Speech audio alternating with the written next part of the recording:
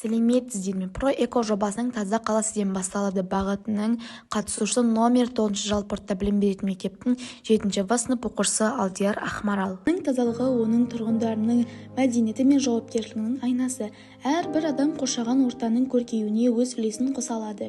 Егер бәріміз табиғатымызды аялауды, қаламызды таза ұстауды әдетке айналдырсақ, болашақ ұрпаққа әдемі әрі жайлы ортақ қалдыра аламыз. Тазалық ол ортақ міндетіміз. Күнделікті өмірде қарапайым ғана әдеттерді қалыптастыру арқылы қоршаған ортаны таза ұстауға көмектесе аламыз. Егерде біз қоқыстарды арнайы жәшікке салсақ, ұсақ әрекет, бірақ үлкен өзгеріс алып келеді. Көшедегі табиғат аясында тазалық сақтау өзімізге деген құрметті білдіреді. Экомәдениет отбасымызға, достарымызға үйрету ол болашақтың қамы. Таза қала жай мемлекеттік мекемелердің жұмысы емес, ол әр тұрғынның саналы әрекетінен басталады.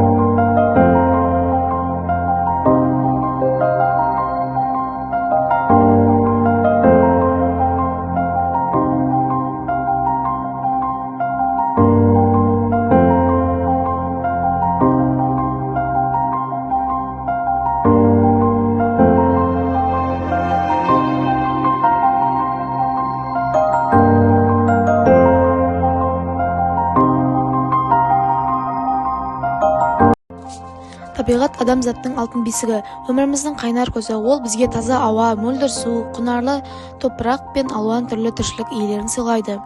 Табиғатсыз тіршілік мүмкін емес, өйткені біздің денсаулығымыз, тыныштығымыз және рухани тепе-теңдігіміздің кепілі. Алайда қазіргі замандық технологиялық өндірістік процестер мен дамуының жауапсыз әрекеттер үлкен зиян келтіруде. Ормандар отталып, өзен-көлдер ластанып, ауа сапасы нашарлап барады.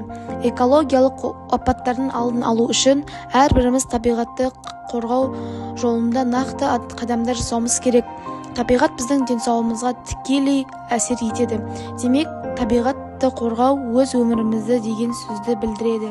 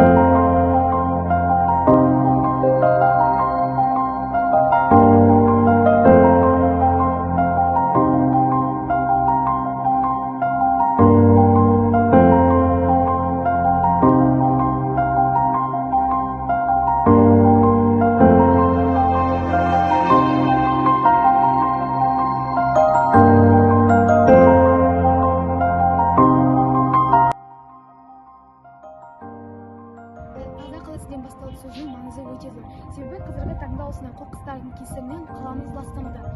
Табиғат сіздің қолыңызда, ал таңдау сізде.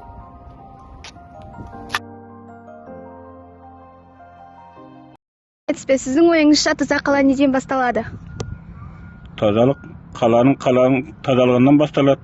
Мына жолда, қалада жүрген, көшеде жүргендер көшені таза ұстау керек. Біз мысалы міне тазалықты істейтін адамдармыз. Мұсып мына қоқысты далаға тастамау керек. Ана үшін өзің қоқыс тастайтын нелеріне тастау керек. Қаланы мына алаңды таза ұстап, тазалап тәрбие ұстау керек. Сонда біздің қаламыз, еліміз, Қазақстанымыз таза болатын шығар деймін.